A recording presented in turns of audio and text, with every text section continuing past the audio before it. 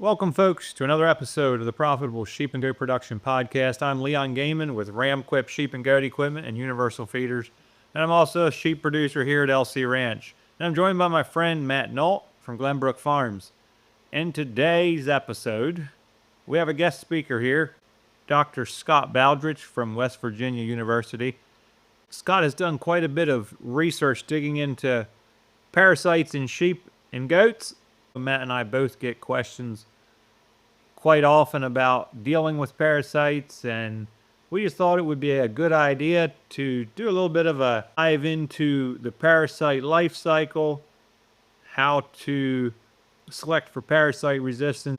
And we're also hoping that Dr. Bowdridge can tell us a little bit about some of the exciting things he's doing there with research on sheep and parasites. So glad to have you on today, Dr. Bowdridge. Well, thanks for the invitation, and it's always a pleasure to interact with people on different media. So I think today we're going to talk about some barber pole worms, and I thought I'd just give you a little bit of background about myself and my history with this.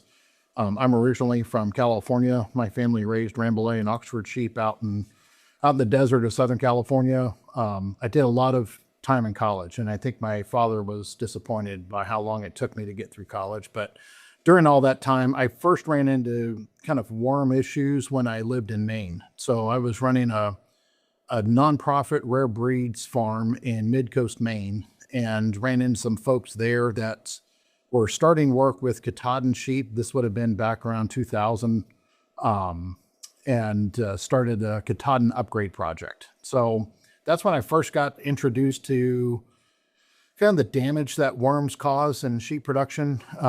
The amount of grass that you guys have out here, we would kill for, or we have to pay a lot of money for in California. I mean, it just costs a lot of money to get water out of the ground. So we never had that much of a parasite problem in the deserts of Southern California.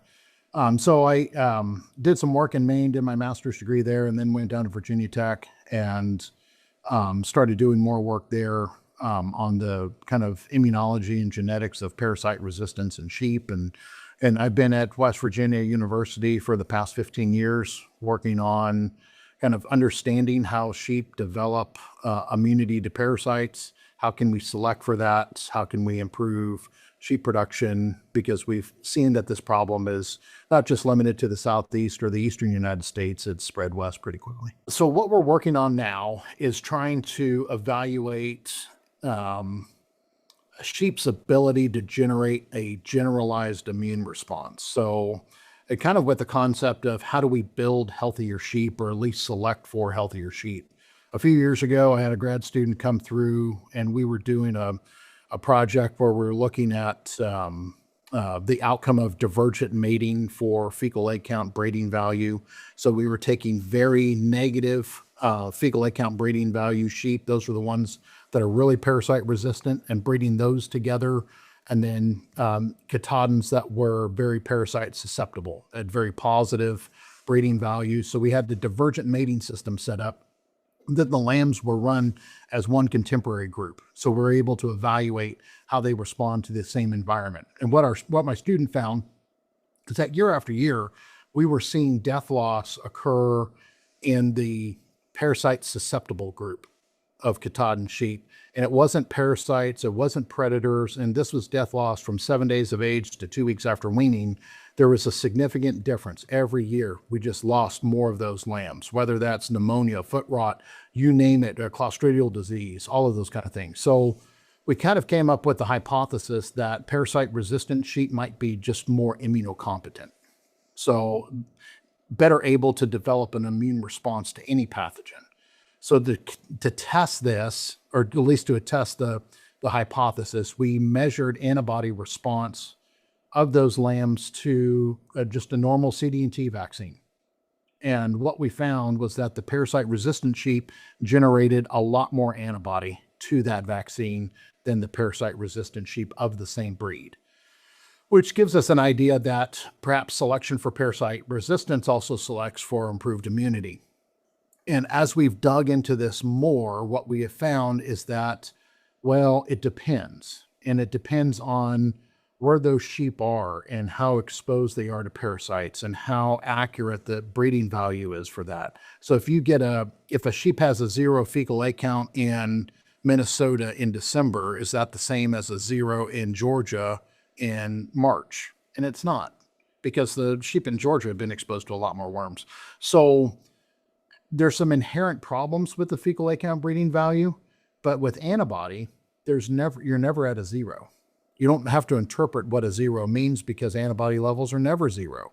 What we have is a range of differences, and those extend beyond just the fecal egg count breeding value. So we're on the cusp of being able to kind of select healthier sheep. So that's what we're working on now. We've done about 900 phenotypes across Katahdin, Shropshire, and Polypay sheep. We've got a project going on now with the Polypay producer where we've infected high and low antibody phenotyped lambs, and we should have some results on that by the end of January. So we're pretty excited about that project. And we have some other stuff that's upcoming.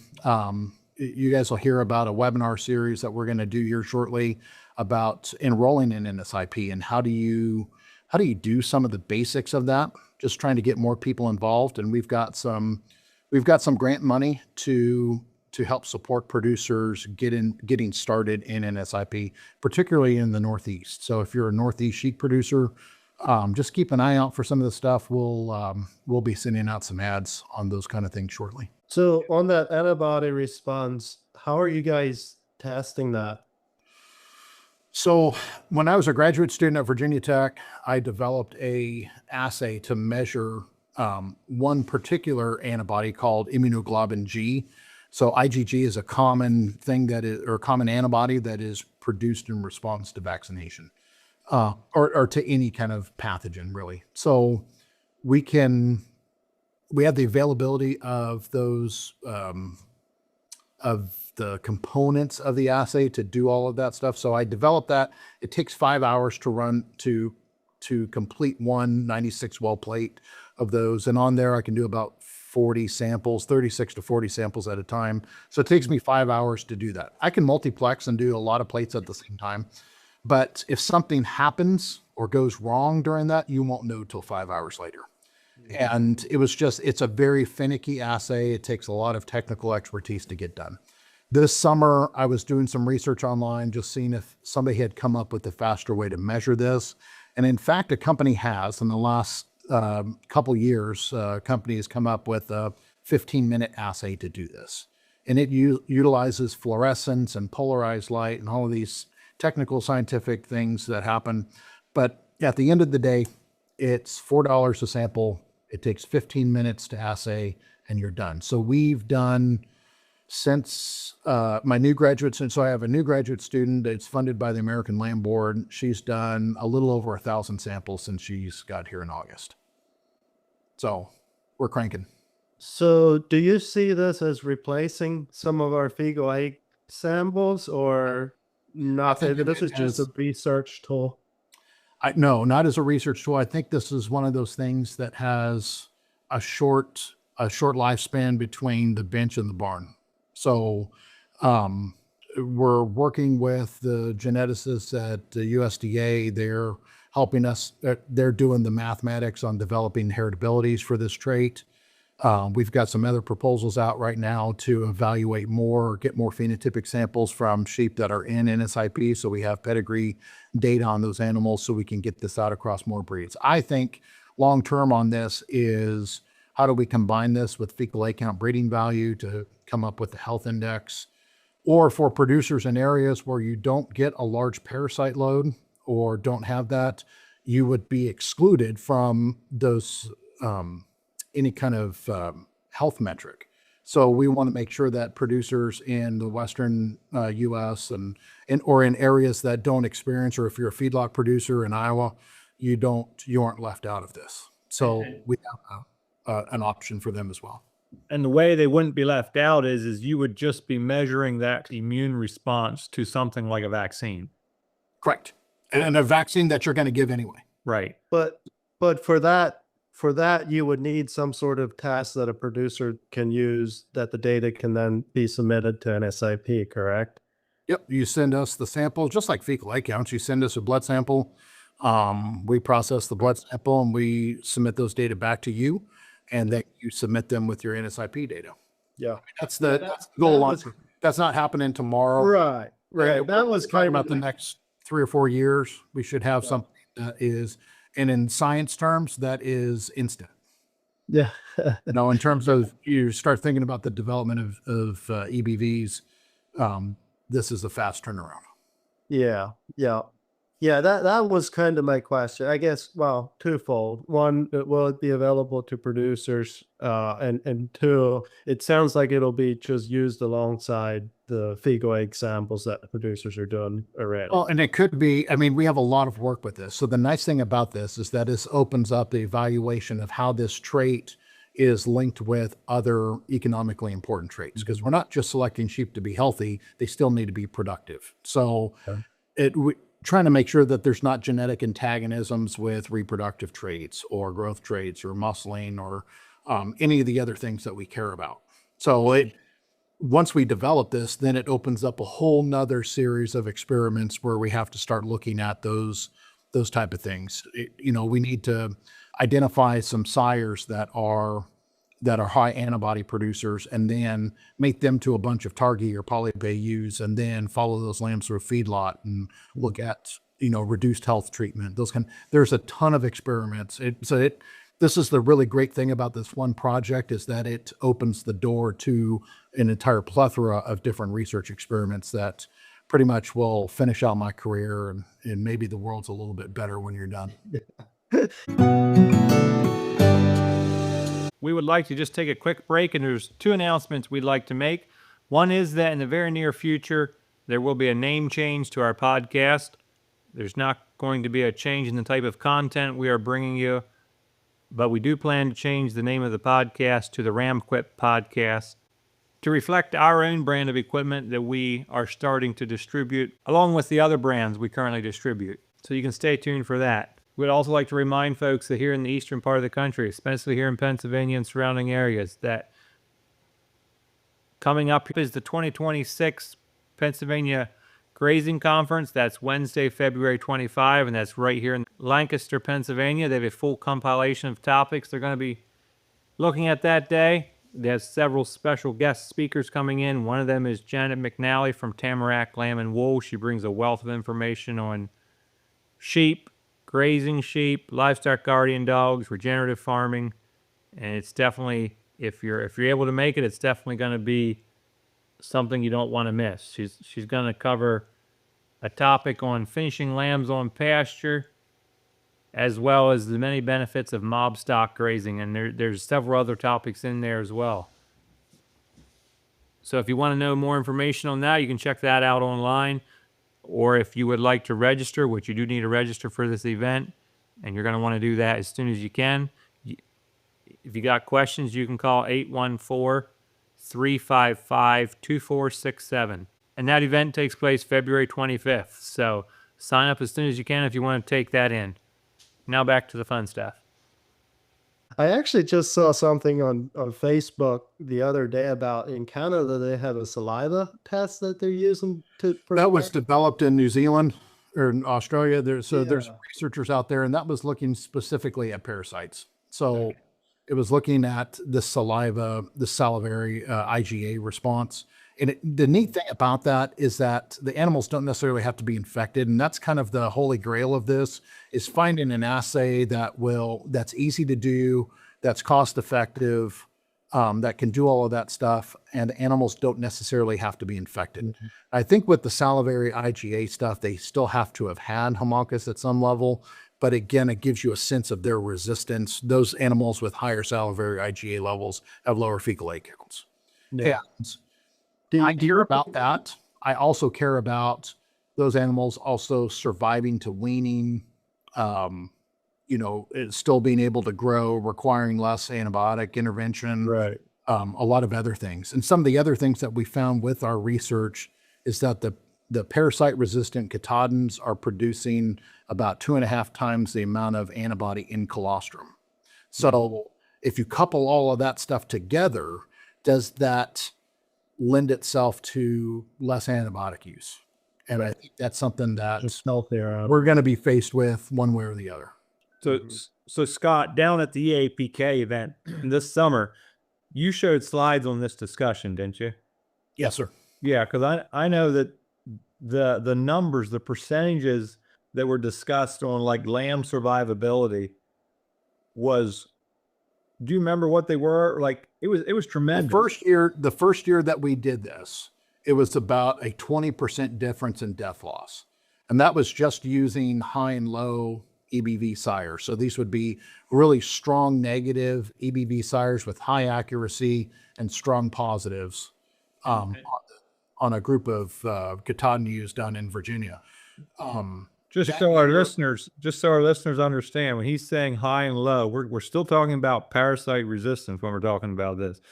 These were animals that were very resistant and ones that were very susceptible. So the low ones are the very resistant. So Right, they're negative. negatives. Yeah. Yes. So one of the issues with the fecal egg count breeding value is that it's percent reduction. So the lowest you can possibly be is negative 100. You can't go below that. Right. You can be infinitely positive, but you're bounded on the negative side. So we're taking rams that are negative 99, negative 90, negative 87 with accuracies greater than 75%. And then comparing those progeny of those rams to progeny of rams that are plus 300 with 80% accuracy, 90% accuracy. So that's what we did. Now that year we had a Clostridium type A outbreak in Virginia, and that killed a lot of those lambs. But the interesting thing about that is while it killed the lambs sired by parasite susceptible rams, it didn't kill the lambs sired by the parasite resistant ram.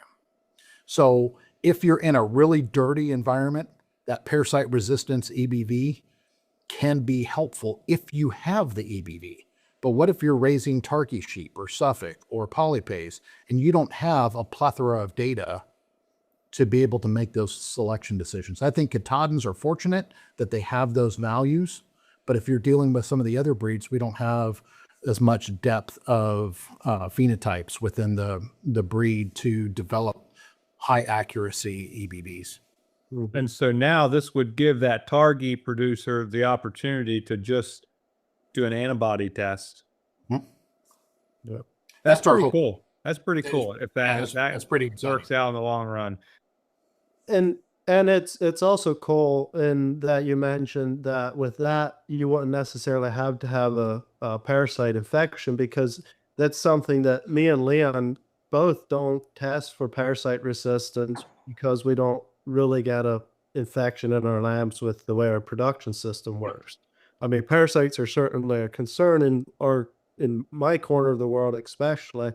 But with the way we raise our lambs, it's not a big issue. And I could never get myself to change my program to accommodate basically just infect them. I mean, just to infect them. Right. Now, I discussed with you about buying worms from you and infecting them artificially. That would appeal to me more, but it's still, it's a crazy concept for a farmer. I was just saying, from a farmer sense, it's completely stupid to intentionally infect and challenge lambs. But from a breeding stock perspective, it doesn't make sense. But anyway. Because these guys that are submitting fecal samples to get parasite resistance data, they can have some really, really good animals, and they run them down pretty good, don't they? Because they can, but the entire group got ran down. So if you think about it, within contemporary groups, so you can have really good animals that suck at parasite resistance. And you can have some parasite-resistant animals that suck at being a sheep. So you have to find the balance between those things and making sure that everybody has some sort of equivalent exposure I think it'd be useful. To give you an example, and I don't think he'll mind me sharing this, Big Tom Perkins did this with me this last year. So he's got lambs that he's trying to get some ram lambs into the test program at Glade Springs, Virginia, and trying to get animals infected where he is at earlier in the year. It just doesn't happen. It's just too cold. So what we did this last year is I gave him larvae to do all that stuff. We do the fecal egg counts. He's gotten better data off of that than he has in prior years. So that way he doesn't have to wait as long to do all of this stuff, and he'll have better data on those ram lambs going into that test, or be able to select which rams he's going to send to that test.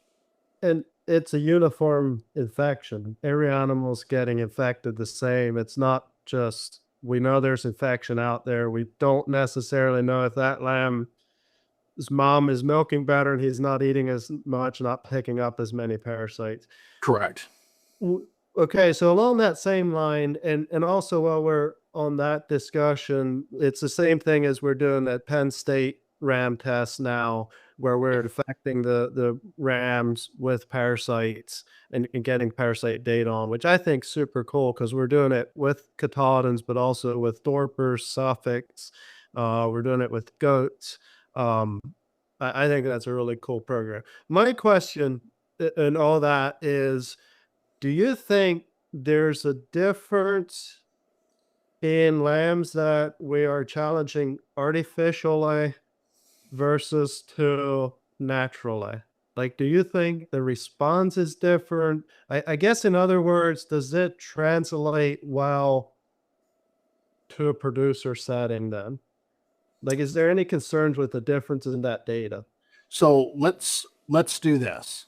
I'm going to pause that question for a moment, and let's chat about the life cycle of Homunculus. So let's just start with how animals become infected with this. So Homunculus is a part of a complex of parasites, or Homunculus contortus. The barber pole worm is a part of a complex of trichostrongylid parasites. And if I use a bunch of words that you guys don't understand, stop me. We'll go through it. So trichostrongylid just means that they're part of this one family, and the members of this family have very similar physiology, life cycles, those type of things. So they group them all together. Historically, they've been called the hot complex, or Homunculus, Ostratagia, or Telar drossagia in sheep, and Trichostrongylus. Very similar life cycles. All of these parasites love warm, because of the three, really prefers hot weather. It really tends to blow up in hot, humid conditions. That's when it really kind of takes hold. So what happens is that these larvae, and you have to remember how big these larvae, they're about 0.7 of a millimeter long. They're not crawling anywhere. They're not like little worms that you see on the ground. They actually move like snakes in the water. But if a snake only moved from the midpoint of its body, so basically it just flaps back and forth. That's all it does. And that's how it makes forward progress. Not like sperm cells that actually have a tail that drive them forward like a propeller. These ones just move their body back and forth. And that's how they move. So if they're not in moisture, they don't move anywhere. If moisture's not moving, and if you think about this, when do sheep graze in the summertime? When the dew is highest on the grass, right? You don't see a whole lot of sheep grazing at 1 o'clock in the afternoon in July. You know, there may be a few dummies out there, but most of them are under a shade tree, relaxing somewhere, particularly in our neck of the woods. So that's what happens. That 0.7 of a millimeter larvae gets ingested, and it is going to go through the process of rumination, where it is likely that during that process of regurgitation and swallowing and chewing their cud and doing all of that stuff, that they get destroyed, right? So when we give artificial larvae, we assume about a 10% establishment rate. So if I give an animal 10,000 larvae, I expect about 1,000 of them to establish in the fourth compartment of the ruminant stomach. So they're going to go through the rumen, reticulum, omasum, and stop in the abomasum. So of all the places in the gastrointestinal tract to reside, this one chose the most acidic, kind of worst and hostile environment that you could possibly think of in the abomasum. But they were going to stop in there. So they get into the abomasum. They don't penetrate into the tissue. They have a small lancet at the end of their mouth. And this was described at the turn of the century, turn of last century. And I don't know where this researcher is from, but in 1914, all of these pictures were drawn of this parasite. And what it does early is it takes a little blood meal, and not a big one, just a little droplet right on the inside of the lining of their abomasum. And it resides in that droplet and it grows. So that L3 stage is surrounded by 2 cuticles that protect it from the environment. When it gets inside the host, it sheds one of the cuticles as a defense mechanism. So I want you to think of it, we call it decoy antigen. It is, look at this, don't look at what's going on over here, attack this, and then I'm going to hide over here. And now I have a new set of antigen that you're not going to respond to. So the body is going to respond to the thing that was shed if it responds at all. So that parasite, that L3, we call them an L3 stage parasite, is going to develop into an L4. And then the L4 is not going to take a blood meal. And the L4 is blind, or is immunologically blind to the host. So we've done all of this research on responses to different stages of the parasite, and even parasite-resistant St. Croix sheep do not generate an immune response to the L4 stage. So they produce a lot of what we call immune orthologs, or things that are very similar to the immune response. So they kind of hide from the immune response, and then they become adults. So in the period of 14 to 21 days, that 7/10 of a millimeter larvae will be 2 centimeters long, right? And once it gets to about 14 days of age, those parasites are reproductively functional, and they go through sexual reproduction. So you have a male, female, there's copulation, and then the females start laying eggs. And they start laying eggs about 14 to 21 days after they've ingested larvae. So that female is going to produce anywhere between 5 to 10,000 eggs per day. And she will continue to produce in the host until she senesces or dies. The males are a little bit smaller than the females. Females are quite a bit bigger, and the females are going to consume about 0.5 milliliters of blood a day, which doesn't sound like a lot. If you ever tried to hold a water droplet on your fingernail, just take a little droplet and hold on your fingernail, that's about 50 microliters, which is 0.05 milliliters. Not a lot. If you multiply that by 1,000, so if you had 1,000 worms in there, everybody's drinking 50 microliters of blood a day, that's 50 milliliters. That's a Dixie cup of blood every day. That's a problem. Yeah. On a 60-pound lamb, that's a huge problem. On a 200-pound ewe, it's not as much of a problem. It's a nagging issue if the ewe is not being supported nutritionally, right? If you're expecting a lot out of her and her to do something, she probably isn't going to get it done, right? But she can still survive. So we have different stages in which that parasite infection is going to be more problematic than others. So the eggs come out of the feces or just shed out of the animal and then are dropped in piles. Birds, worms, everything degrades, all of that stuff. And the larvae go through different development stages outside the animal. So the egg will develop into a larval stage in about 24 to 48 hours after being laid. And then that will be the larval stage 1.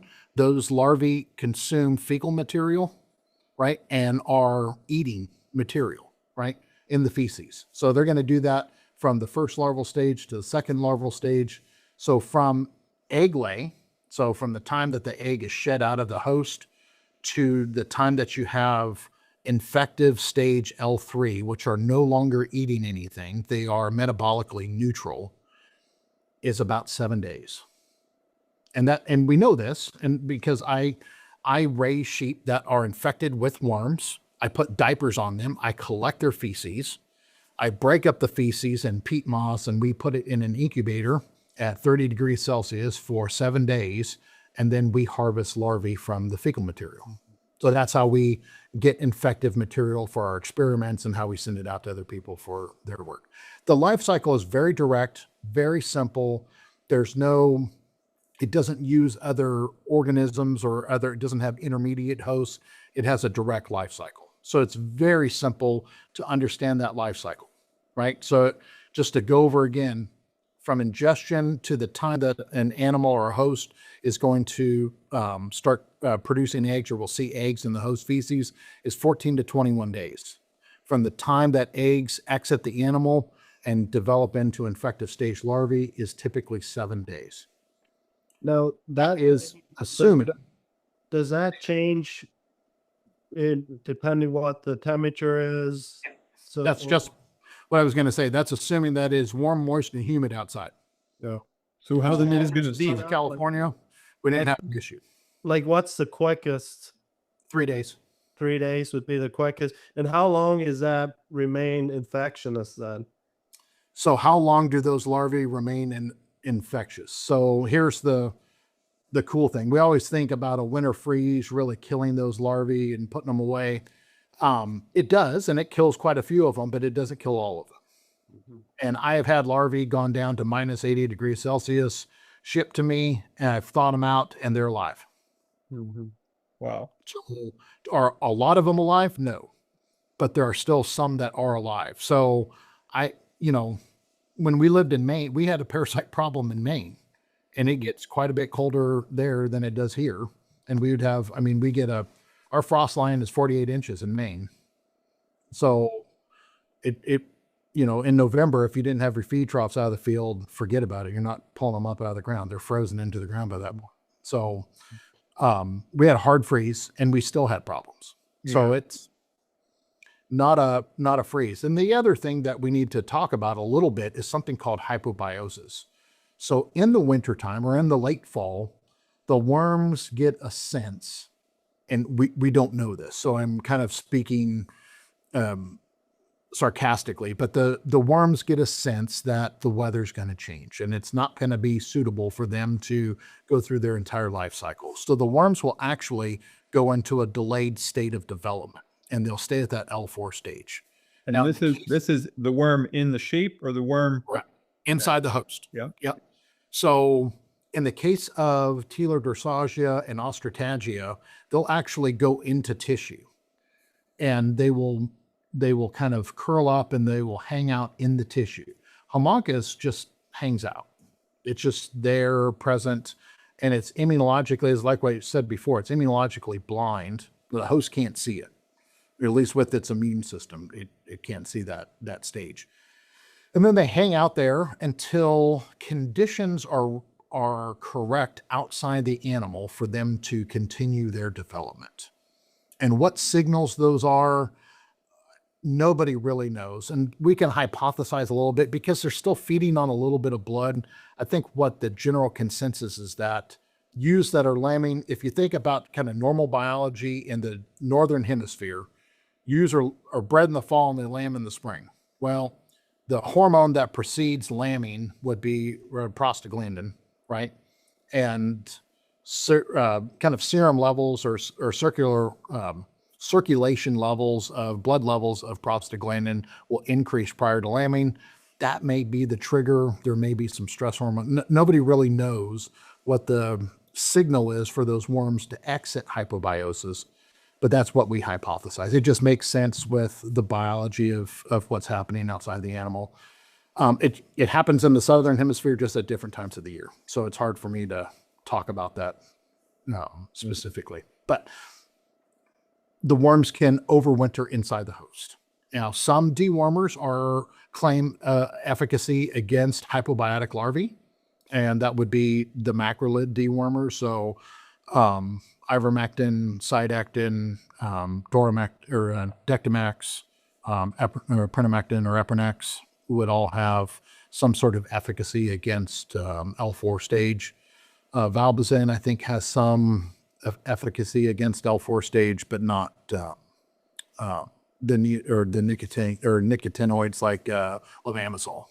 And that's going to depend whether your worm population has any resistance to that. Deworming Correct. That's why I talked about claimed efficacy. Yeah. So that's what was printed on the bottle when the experiment was initially conducted to establish those efficacy rates. They get updated every now and then, but they're not updated against resistant worms because nobody knows what the efficacy rate is farm to farm on resistant parasites. Yeah. Right. How long can a worm survive in the environment? So we said they can go through the winter. So I'll give you my experience with this. When I collect larvae, I can put them into clean solution and keep them in a refrigerator for up to 12 months and still get efficacy of infection. Mm-hmm. Not on all of them, but it's still there. I mean, and I'll lose probably about 50%, but there's still another 50% that can infect animals. So that's really interesting from a grazing perspective common advice with rotational grazing, or common thought with rotational grazing, is that you'll kind of get away from the parasites. But with what you're saying, there's still at least going to be some out there. Some might die off, but most rotational grazing systems in our corner of the world, you're probably not going to go over 30 days much. In the early part of the year. In Yeah. summer, you probably are going 30 to 45 days before you come back, just depending on rainfall. But still, that's not a long time for those larvae to survive. So really what you're doing there more is getting away from it, more from letting that grass grow tall and giving the sheep a good feed rather than just being right down in that larva all the time. Correct. You're also getting away from the peak of, if those sheep are in that section for whether it's a day or 3 days, you're still going to get away from that peak hatching or when the larvae are emerging. Am I right? Yeah. That's correct. Yeah. Yeah. The closest you would be to that 7-day, from that 7 to 21 day window, would be a great time to avoid, because most of those larvae are hatching. None of it, or very few of them, have died out. As the longer it goes, more and more of those would die out. The only caveat that I would say to that is it depends on whether or not you're supplementing while you're grazing. So we've done some work here looking at 3 versus 12-day grazing segments, and there's no difference in kind of the infection rate of those animals on a 3 or 12-day grazing if they're being supplemented. So in our case, we were using like an 8 or 16% crude protein supplement that included fish meal. Okay. And that the bypass protein that comes from fish meal basically bypasses rumen degradation, and you get a lot more amino acids that you want in the animals. And fish meal has a lot of the amino acid alanine, which is used to make it's to make glucose in the animal, so they can develop some more glucose by using alanine to do that, called gluconeogenesis. So we found that the animals that were supplemented fish meal, higher growth rates, all of those kind of things, and lower fecal egg counts. And those were lambs that were infected prior to going out on pasture. Sounds like you need a saliva lick feeder with a protein supplement in it. Lynn got a sales pitch in there. Right. There you go. If you can keep the fish meal from going rancid in your feeder, I think that's probably the limitation to some of those bypass proteins. But corn gluten feed might be a good suitable source of rumen bypass protein as well. Well, even soybean, any heat processed bean products is going to have soybean not as much. Not as much as fish meat. Like roasted soybean, we've done that with roasted soybeans. You get some bypass protein, but not nearly to the level that you're going to get with fish meal or corn gluten feed.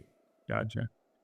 One, even just supplementing those animals with an extra feed in general is going to help you fight off. Depends on what the supplement is. If it's just an energy supplement, what we have found is that the energy supplement will reduce the pathological response. So your FOMACHA scores will be more desirable, but your fecal A counts will still be pretty high. If you want so to really feed the immune response, you need protein and energy. Yeah. So with just an energy source, you're helping the sheep deal with it. Like they're Correct. keeping condition better, maybe, but you're not reducing the problem. Yeah. Yeah. Gotcha. Makes sense. Yeah. That's really interesting. So now that we've talked about the life cycle, we can come back to your Well, original question. I have one more question Okay. before we go back to that. At what stage the sheep that are more immune to parasites, at what stage are they shedding and fighting off those parasites? Is it at that L4 larva stage or? It depends. So let's talk about parasite-resistant sheep first in the context of using some Caribbean-derived breeds like the St. Croix and Katahdin.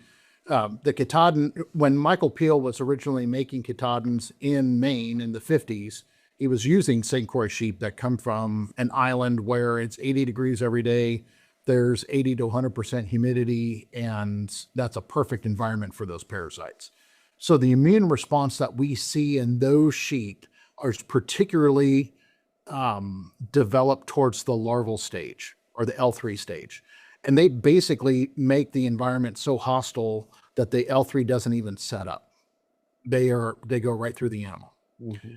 Now, some of the work that we did with Texel sheep contradicts that. And if you look at where Texel sheep evolved from, kind of Northern Europe, where you've got kind of a warm summer and into fall, and then a cold winter from November to April. Those sheep are going to be more exposed to adult stage parasites than they are larval parasites. And their immune response tends to be more towards the adult stage of the parasite as opposed to the Caribbean-derived sheep, which is to the larval stage. But from a producer standpoint, you couldn't tell the difference.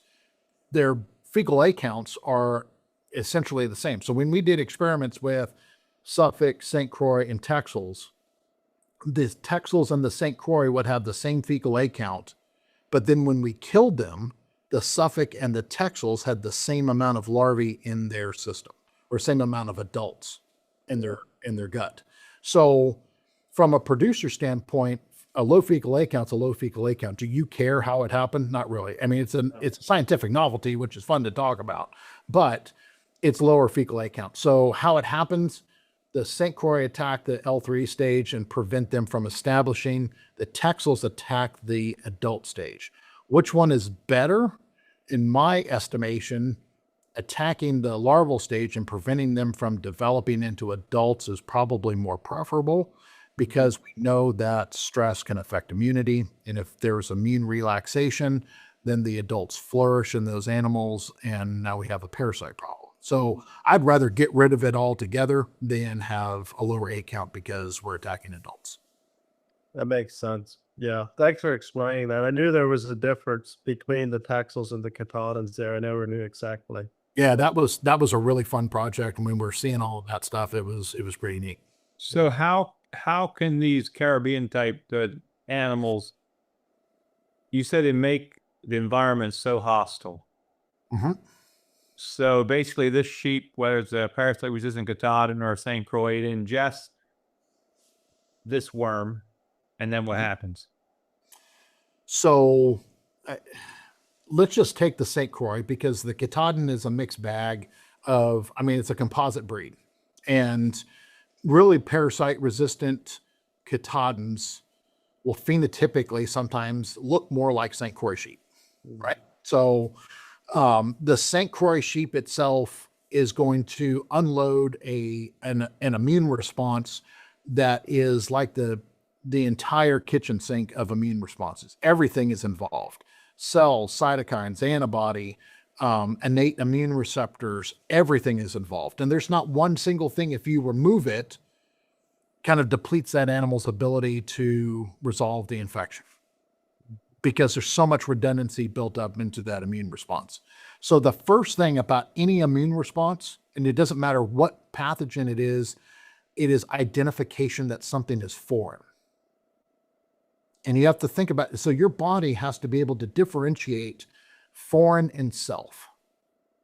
And if it can't do that because there's some kind of masking or some inability to do that, that's a way for that pathogen to survive immune surveillance. So we have to, these worms are tricky. They have learned to co-evolve with their host. And in some cases, they can surpass that immune surveillance and get by that. But in this parasite resistant sheep, they don't. They die. There's no getting by it. We can talk about neutrophils and macrophages and all sorts of different cytokines that are produced. And those are just hormones of the immune system. They are all generated at such a high level and so rapidly in the St. Croix sheep that no other breed really shows that level of response or that quickness of response to the parasite. What we see in Suffolk sheep is typically about a 7-day delay in all of those responses. And that 7-day delay, wait for it, allows the L4 to establish. And once the L4 is there, they're blind, and now we've got adults just a few days later. Yep. So, I mean, the immune response, I don't want to get all into the immunological weeds on that part of it, but it's entirely immune-based. So this St. Croix animal that just annihilated this worm, we talk about resistant animals and resilient animals sometimes. All right, so let's deal with this. We're all sheep producers and all dealt with sheep at some point. Do you want so this is like selecting players for your team. Do you want somebody who plays okay some of the time, or do you want somebody who plays great all the time? Right? Great. That is what selection of resilient animals are. What happens to resilient animals when things get really tough? They succumb to it. They succumb to it. So I think selecting for resilience is a half measured approach to doing something.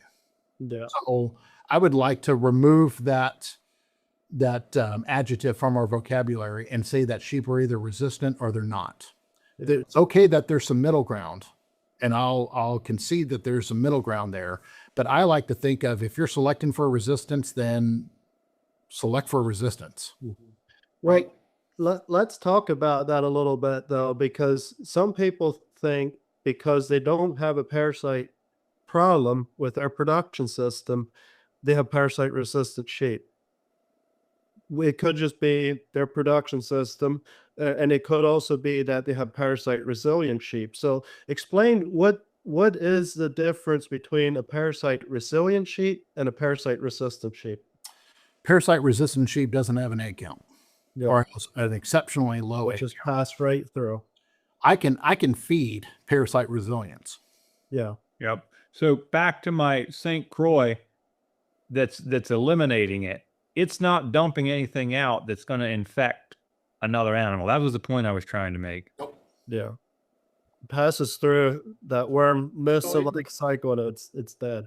Basically, the immune response that it doesn't really kill the worms. What it does is it paralyzes them. And it's no different than what any of the drugs do that kill the worm. They don't kill the worms. They paralyze worms. What happens when you dump a log in the stream that can't swim? It goes wherever the stream's going, right? Okay, well, the entire digestive tract has a one-way flow, except for the rumen. Everything south of the rumen is all going one direction. And if you can't fight that, worms swim.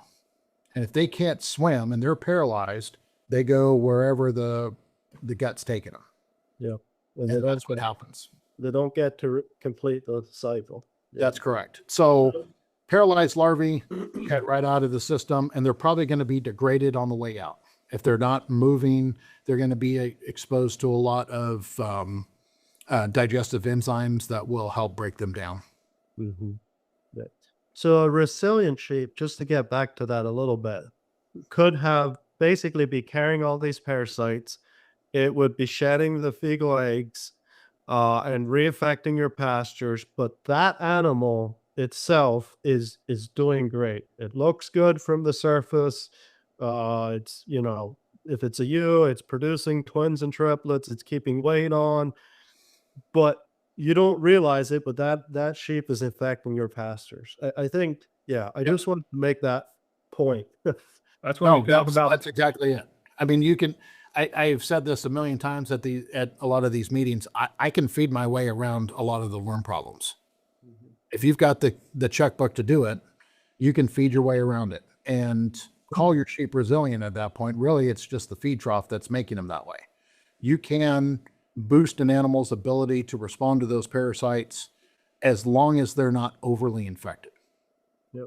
right? That coupled with some FOMACHA scoring and selective treatment might keep you at a place that's manageable. Sure. Well, and I think from a producer perspective, that's not a bad approach. Basically, that's the approach I take. We don't have a parasite problem. I we just don't. It's I mean, I shouldn't say don't at all. It does crop up occasionally, but it's at the way bottom of things I'm concerned about in my production system. From a producer perspective, great. I still appreciate those parasite resistant sheep. I still, when I'm going out buying rams, if people have data on it, I like to see that, base my judgment on that. But from a producer perspective, if you can manage around it another way, that's great. There's nothing wrong with that. But from a perspective of selecting for parasite resistance, if you're just feeding your way around it, you can't claim you're selecting for parasite resistance. That's correct. And one of the producers that we're working with now, I mean, he sent me some fecal samples to run on some ewes. These are polypay ewes, kind of an upper Midwest. 8 different deworming treatments. So we had 10 ewes, and this was a group of 80 ewes. He broke them out into 10 groups. One group, no treatment. One got valvazin, safeguard, or not valve, or safeguard, Sidectin, ivermectin, and then combinations of drugs. Ultimately, he was better off not deworming the sheep. Mhm. And we're talking about fecal egg counts in the 2000s, and these were on mature ewes. So, there are legitimate, I mean, in his solution to this really is to feed around it. I mean, that's what he's come down to because he can't fight it. Yeah. The drugs aren't working. So we're trying to work with him a little bit on the antibody side of all of this stuff to identify some replacement ewe lambs. I mean, he's generating 4,000 sheep every year. So, I mean, it's a problem. Yeah. and these are animals that are on pasture at some part of their life, apparently. Yeah, they're kind of the early summer born lambs, late spring, early summer lambs. Those are the ones that get hit hardest. Is pretty much the ewes, because all the lambs will come into the barn. Right. He's not going to take nobody's going to take the risk of grazing those lambs in the parasite infected pasture. It's maintaining body condition on those ewes, get them rebred for that lambing. Yeah. So he is actually in a similar production system to what we're doing here, where our ewes are primarily grazing, our lambs are gone into the barn, and it's still an issue. Yep. Okay, that's interesting Well, for him, it's an issue on for him, right? Right. Yeah. No, that's very interesting. So could you break down a little bit why a lamb, when it gets to a certain age or a certain weight, has more resistance? Oh, yeah, sure. So sheep have terrible immune responses. And we'll just talk about it from that one and just say that they suck at doing this stuff. My dad would always tell me a sheep will search its entire life to find a way to kill itself. And in Northern California, where I went to college, we did a lot of flood irrigation. So we would pull checks and then we'd just flood irrigate in between the checks. If you pull a furrow too deep next to a check, the sheep will lay down in there when it's 110 degrees outside and kind of get turtled and die. Right? They'll be on their back. If you don't kick them over, because they can't kick up and roll out of that furrow. Right. Sheep just have a really poor immune system. You couple that with the fact that you have a ruminant that's trying to develop tolerance and an ability to generate an immune response at the same time. So developing ruminants, sheep, cattle, deer, any kind of ruminant species, when they're growing up and when they're before they're a year of age, they have to develop kind of tolerance for other pathogens in or other organisms in their rumen. So their immune response cannot be so disastrous so that it destroys everything that's foreign. So remember, we talked about earlier, to develop an immune response, you have to think about what's self and non-self. Well, in this case, we have to say, well, some of these things that are non-self are okay. And they can reside in the system and everything's going to be okay. So you have to couple that with developing a response for something that is bad. And because of that, sheep and cattle are born with a different type of T cell that has a limited specificity, and it only has kind of this limited range of things that it can respond to. And those are called gamma delta T cells. And we don't have to get into the specifics of all that, but those T cells only respond to certain things. As they get older, they start switching over from gamma delta T cells to alpha beta T cells.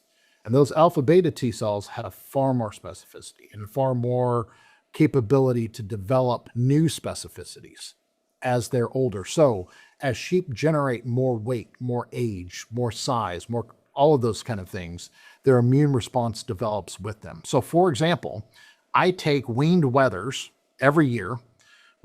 I find a clubland producer around here. I know that those sheep are going to be susceptible to just about anything.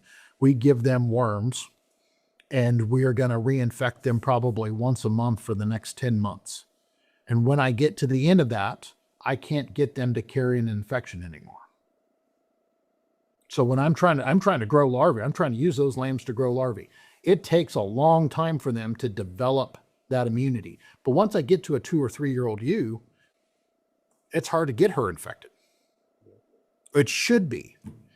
And honestly, it should be hard to get a 6 or 7 month old lamb infected. But I think that we've done ourselves a disservice with the availability of anthelmintics and antibiotics and everything else that we've used to treat livestock over the last 50 to 100 years of doing this stuff, that we've blinded ourselves to animals that have more fitness for our environment. Mm-hmm. So Sense.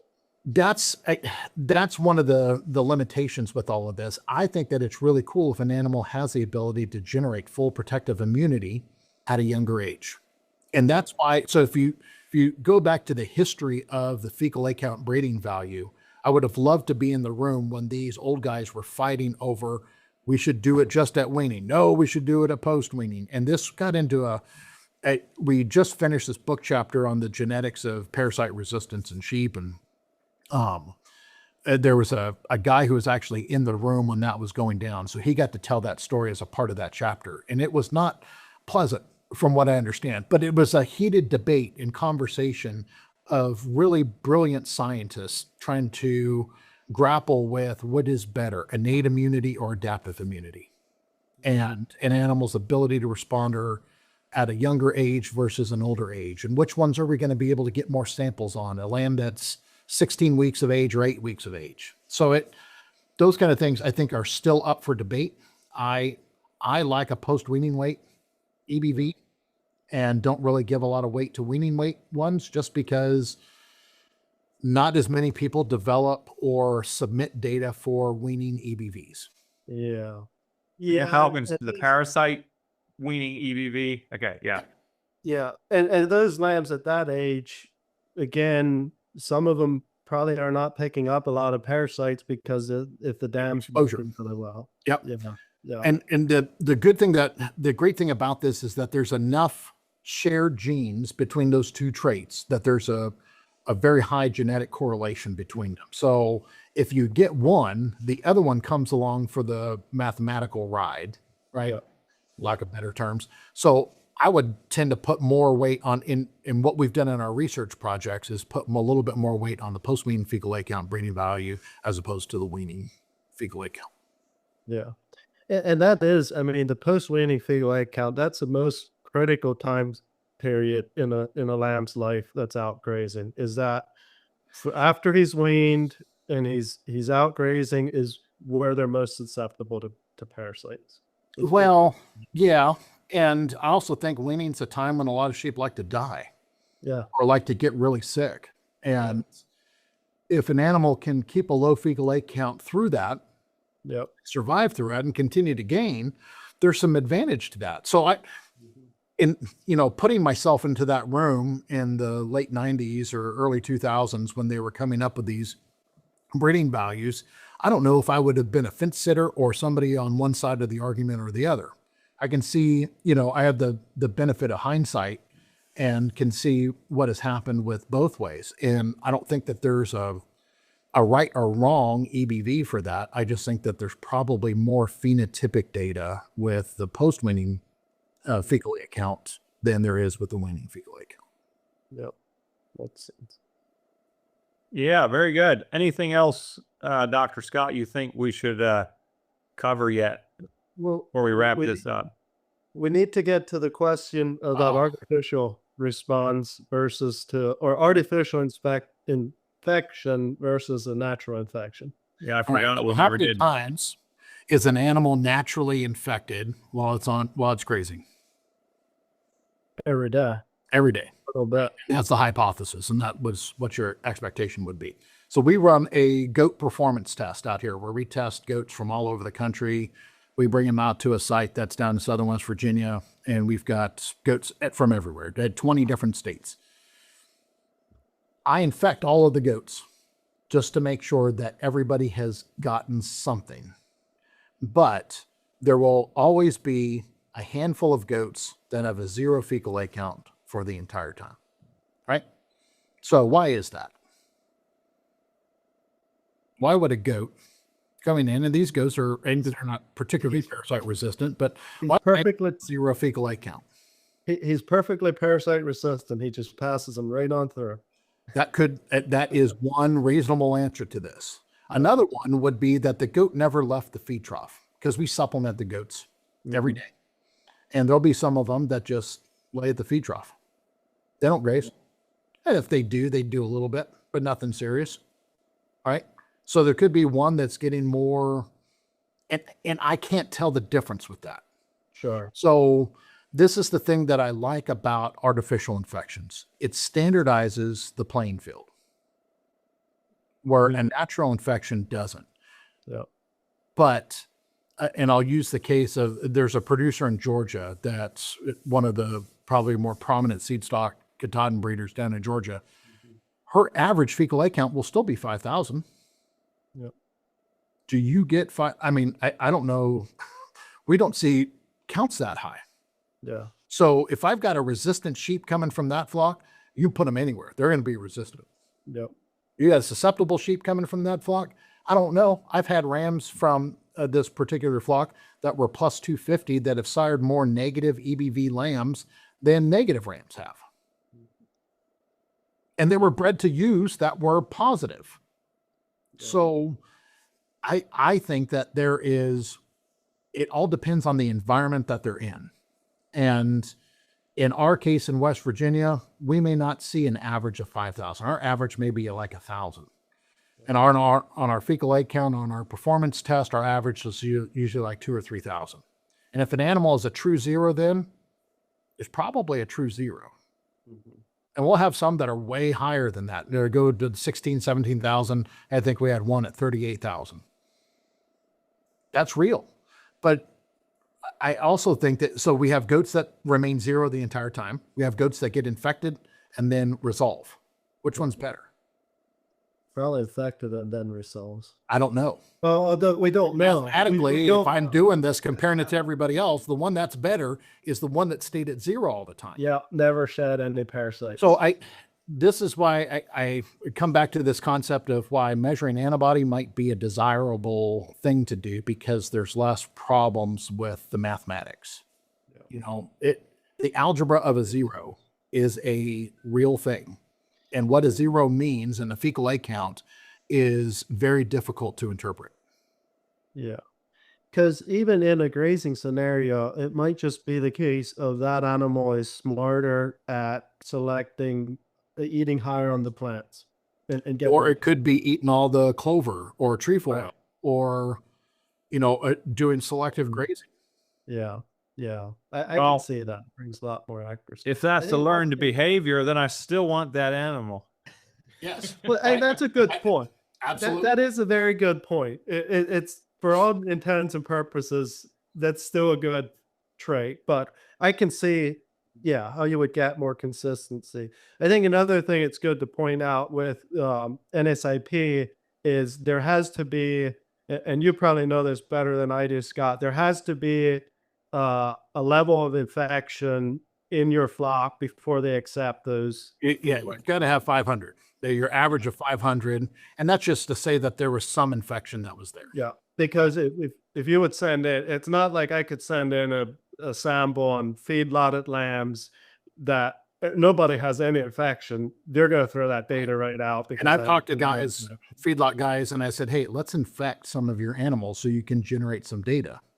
Yeah, Oh, well, you know, that, and rightfully so. That gets a Yeah. little concerning, right? but And because we're still dealing with animals that are performing, even the producer I'm working with now was a little hesitant about doing all of this stuff. But he looked at it, he's like, you know, we're only going to do 60 of them. It will be okay. We're going to survive, you know. And I said, listen, if the lambs start getting sick, deworm them. yeah, And if they're all the low antibody sheep, we're done. The experiment's over. If you just have to go through and deworm everybody, and to my knowledge, he hasn't. His last fecal egg count will be in 4 days. Yeah. So on Saturday, he'll get a fecal egg count, ship that to me, and then we'll do all those, and our experiment's over. So, anyway, So- but we're really excited about that.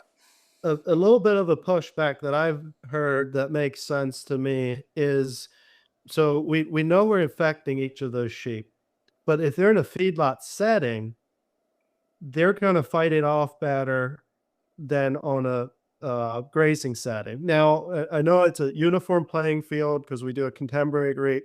It's a uniform playing field for everybody in that group. But is there something to that where a sheep that might fight it off in a feedlot setting won't be as soon to fight it off in a grazing setting? Is that a possibility? Do you see where I'm coming from with Yeah, I that? do. And I think that you've got animals that always have an advantage of having the full nutritional complement. Mhm. Right.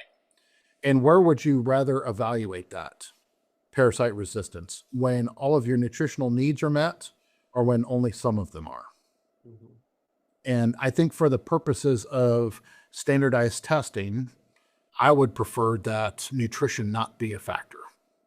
You can't say that, well, that was a bad year. We were really dry that year. Forage was terrible. You can't say that at all. Yeah. That's an interesting. And then if you know that forage is going to be bad that year and your forage quality is low, if you were not supplementing those animals and still expecting them to perform as if it was a really good wet year, we're just waiting to find out how bad parasites can be. So I've always kind of held the notion that our grasses, I think grass is a fantastic way to feed animals, and sheep run on grass, and it's the way that they were set up to be. To ask them to do the things that we're expecting them to do without giving them a little nudge. And it doesn't have to be a lot. Corn, soy, whatever your desired supplementation, even if it's additional forage, to give those animals, you know, to get them through some of those tough spots, I think has some merit to it in terms of managing parasites. But I guess from my perspective, if I was to start challenging my lambs, which I've considered, you know, buying worms and infecting them artificially, would you prefer that those lambs are maybe not on like a full feedlot setting? Like they would I be would say manage them however you manage them, and don't Okay. change a thing, okay. because you want to manage them in the environment that you're testing them in. Right. Because the data are probably more important to you in selection of replacements and for your own flock than selling them to other people to perform in other environments. Right. And that is how I structure my whole breeding program. Right. What works for me. But if I was to want to start selling more to grass-fed flocks, and I know the simple answer to this, but if I was to want to start promoting my sheep more to grass-fed flocks, low input flocks, then I should probably be challenging them nutritionally at the same time as infecting them. No, I mean, I think that you keep them on your sheep are built for your environment. Yeah. And you're not asking your sheep to change to go from central PA down to West Texas. Right. Going through that big of an adaptation and change. It may be temperature, maybe they're going down to Georgia or they're going to North Carolina or somewhere like that, where you've got a bigger heat stress on those animals than a nutritional stress, or it could be more fescue availability in those southern states than what you have in Pennsylvania. So I would want to standardize or keep everything just the way you do it. Yep. Right? And not do anything different than just adding the worms. Yep. Your grass-fed guys are still going to be. Well, you should always always buy from the like system Yeah. as close as you can. Well, the other thing with grass-fed guys is in the Northeast, none of them are lambing in January, February, Yeah. right? Most of them are going to be April, May lambers. Mm-hmm. So you're going to have, and if you follow that kind of system and you're lambing in April, when are you lambing? Well, we lamb 3 times a year. We're on an accelerated program, so we're lambing winter time, spring, and fall. Okay. We're lambing right now. Yeah. And those lambs are not going to see a whole lot of grass, right? I mean, they're going in. Well, they might see some cover crops this spring, but that's before any parasites. Well, there's no parasites out there, or if there was, it's before they would be active. Right. It would be that spring lambing group. Yeah. Those ones are going to see parasites by the time they get out, and they're going to be grazing some. And those are going to be the lambs that the grass-fed people want. Yeah. Right? In terms of replacements. If I was a grass producer, I wouldn't be buying your fall-born lambs. Yeah. Complete artificial environment. I wouldn't be buying your winter-born replacements.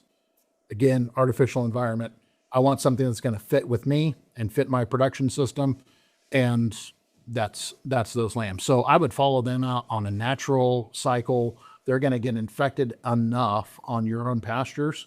Yeah. Do a fecal A count. Do one at weaning. Do one a month after weaning, and give you, or 60 days after weaning, and give you an idea on a large enough contemporary group where you can actually see some differences. If it's on 5 or 6, it doesn't tell you a whole lot. But if you've got, let's say you've got 100 replacement ewe lambs, sometimes it's worth the investment of $500 just to get a fecal A count done on those 100 lambs and see where they're at and identify the really good ones, the really low performers, and who's in the middle, and how can you jockey those animals in the middle.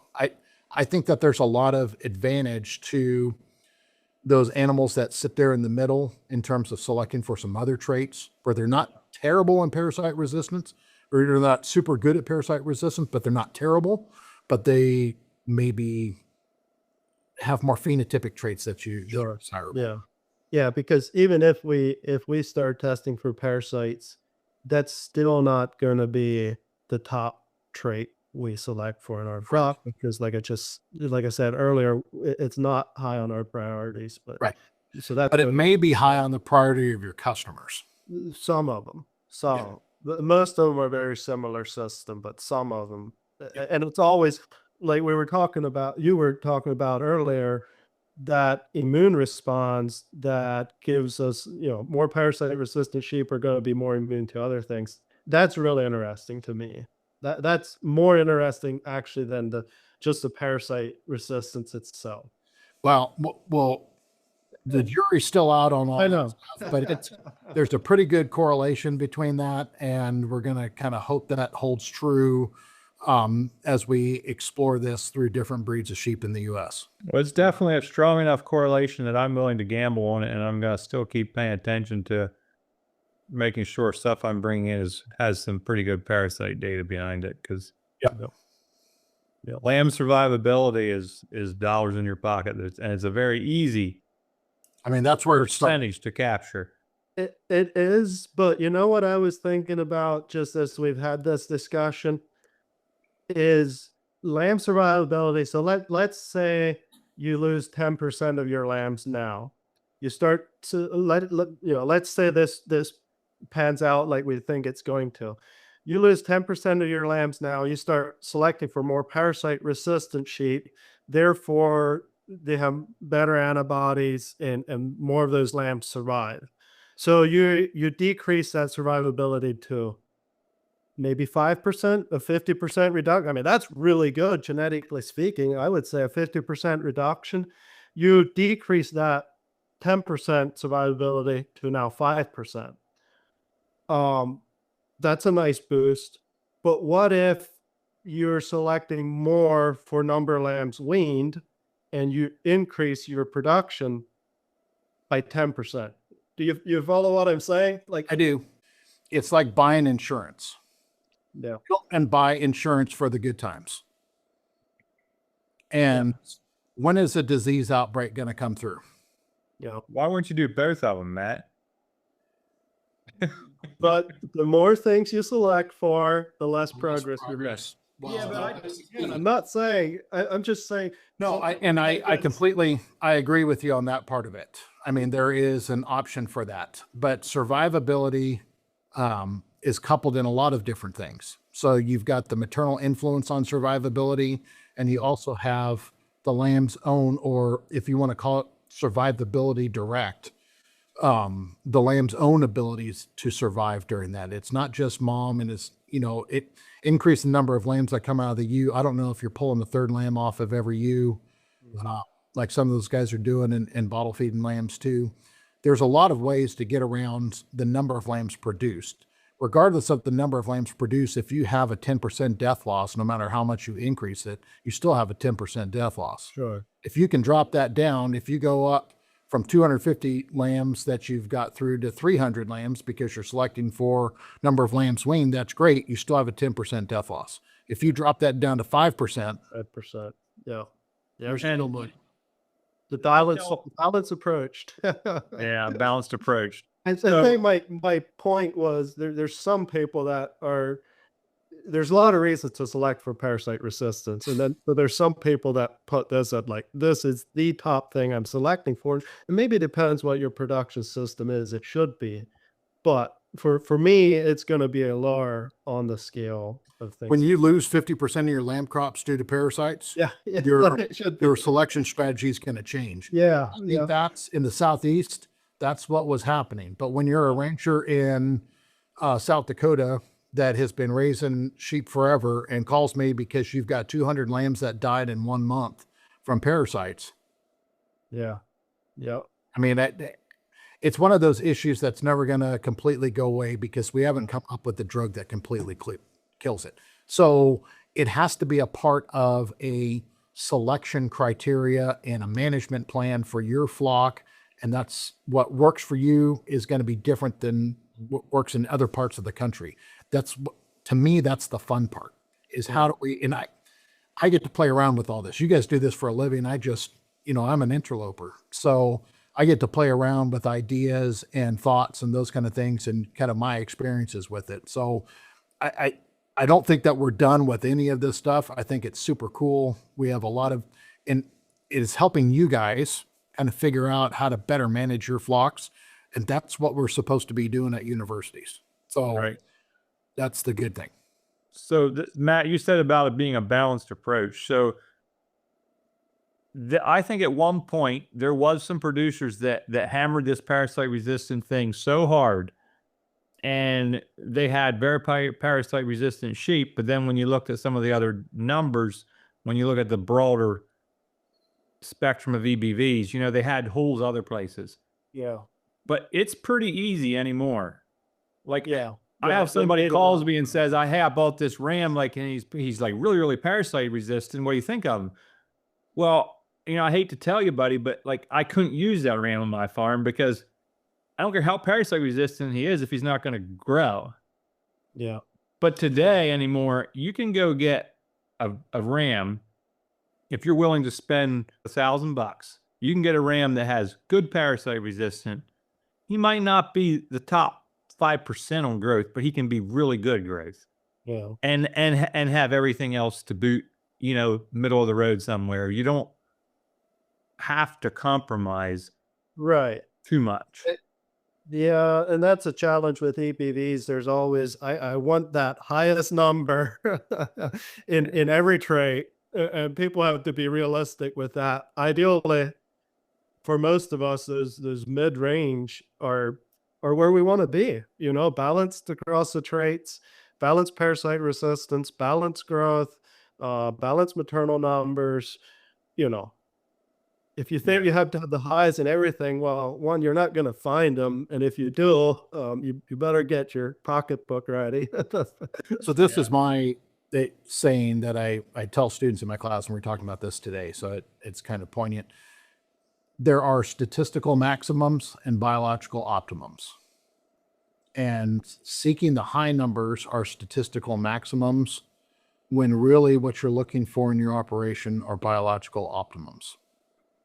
And balancing those two things and making changes in biological optimums requires an occasional statistical maximum, right? Particularly at the speed that we want to realize the change. Yep. So all of this put into focus means that selecting for balance is oftentimes selecting for average, right? And kind of sitting that average and making a production system that is profitable when the genetic output of those animals is at your biological optimum for your production system. Seed stock producers are going to be seeking statistical maximums. Right. Because they are selling to you guys that are going to be, who are the end users of their freakish traits, right? They're trying to find the freaks that are out there. And we need everybody, right? We need the entire pyramid. We need the elite producers. We need the multipliers. We need the commercial end users to make all of this stuff work. Yeah. So there's not a right or wrong way to do this. It just depends on how you are using the animals and what your expectation of them are. Yeah. Yeah. Sense. All right. Thanks a lot, Dr. Scott. Anything else? Any plugs you want to put in for anything? I usually like to give our guests an opportunity to put a plug in for anything he wants to. No, just and we'll have this webinar series set up here shortly.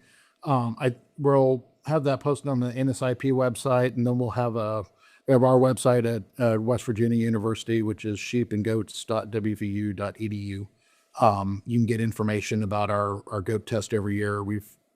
We'll start taking submissions for that probably in March, and then test starts in May and runs till August. Now that's primarily for Kiko goat producers. We test about a little over 200 goats every year, so we've got that going on, and we're always, I'm always happy to answer questions from anybody at any state. We don't kind of visualize borders with who we provide information for. So if anybody ever has any questions or problems, you can email me. I'm very searchable on the internet, and plug me into the Google machine, and you'll find my contact information there. And if anybody needs to buy parasite worms, you're the guy. The guy. So one of the best websites out there for parasite control information is wormx.info, and on there you can find a tab for low cost fecal A counts. So last year we did a little over 4,500 fecal A counts for our producers across the country. We charge $5 a sample. We should get those done within a week of receiving them, and do quite a bit of business on that part of it. So if you're looking for a place to do fecal samples for genetic evaluation, or just to kind of see where your flock's at, we're happy to help out with that. Well, thanks again, Dr. Scott. Appreciate you willing to come on and dig into some of that. It's been a very interesting conversation. You bet. Thanks for having me.